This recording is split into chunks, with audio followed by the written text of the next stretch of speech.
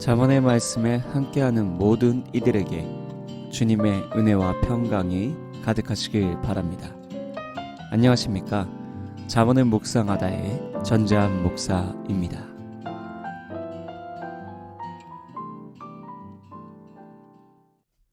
잠언 1장 1절에서 6절까지는 솔로몬의 잠언이라는 말을 시작으로 왜 잠언을 읽어야 하는지에 대하여 설명해 주고 있습니다. 2절과 3절은 지혜와 훈계를 알게 하며 명철의 말씀을 깨닫게 하며 지혜롭게, 공의롭게, 정의롭게, 정직하게 행할 수 있도록 훈계를 받게 할 것을 말하고 있고 4절과 5절은 어리석은 자를 슬기롭게 하며 젊은 자에게 지식과 근신함을 주기 위한 것이자 지혜 있는 자는 학식이 더할 것이요 명철한 자는 지략을 얻을 것이라고 말하고 있습니다. 마지막 절인 6절은 잠언과 비유와 지혜 있는 자의 말과 그 오묘한 말을 깨닫게 될 것을 강조하고 있는데요. 간단하게 정리하자면 이 잠언의 말씀을 듣고 보는 자는 깨달을 수 있는 뛰어난 분별력, 탁월한 판단력을 갖추어 세상에 그 어떠한 문제에도 잘 대처하여 선한 삶, 정직한 삶, 능력 있는 삶을 살아갈 수 있다는 것입니다. 이렇게 자신 있게 선언하는 이유가 무엇이겠습니까? 바로 지혜의 왕 솔로몬의 잠언이기 때문입니다. 솔로몬의 지혜는 어떠한 지혜였습니까? 그의 지혜는 세상의 그 어느 왕보다도 커서 온 세상 사람들이 솔로몬의 지혜를 듣기 위하여 예물을 가지고 찾아올 정도의 지혜였습니다.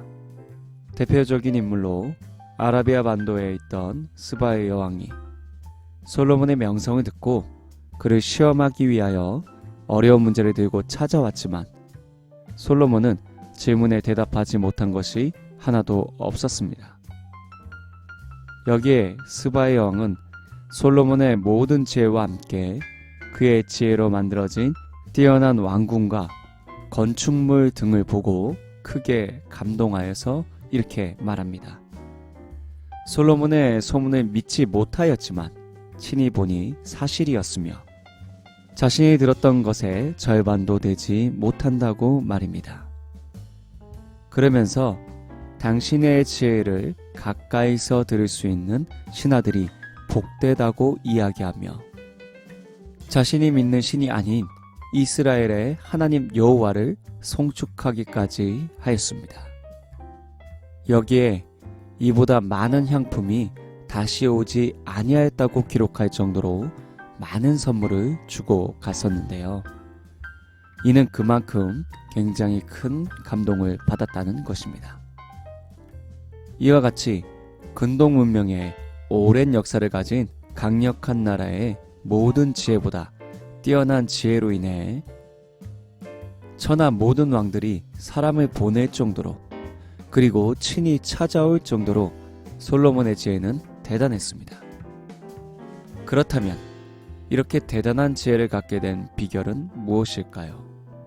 바로 여호와 하나님께서 지혜롭고 총명한 마음과 넓은 마음을 심히 바닷가의 모래같이 많이 주셨기 때문입니다.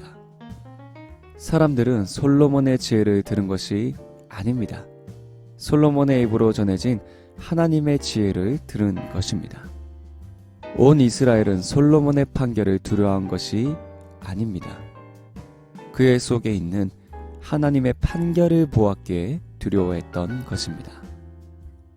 지식과 지혜를 주시는 여호와 하나님의 역사가 솔로몬에게 있었기에 어려운 재판도 쉽게 판결할 수 있었고 어려운 문제도 쉽게 풀 수 있었으며 그 어떠한 지혜자보다 뛰어난 지혜로 찾아온 모든 사람들에게 큰 감동을 줄 수 있었던 것입니다.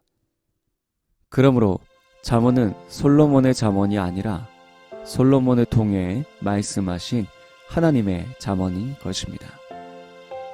우리는 솔로몬을 통해 전해진 하나님의 지혜가 가득한 잠언의 말씀을 통하여 깨달음을 얻고 뛰어난 분별력과 탁월한 판단력을 갖추어 삶에서 나타나는 모든 문제에 잘 대처함으로 선한 삶, 정직한 삶, 능력 있는 삶을 사는 자들이 되어야 합니다.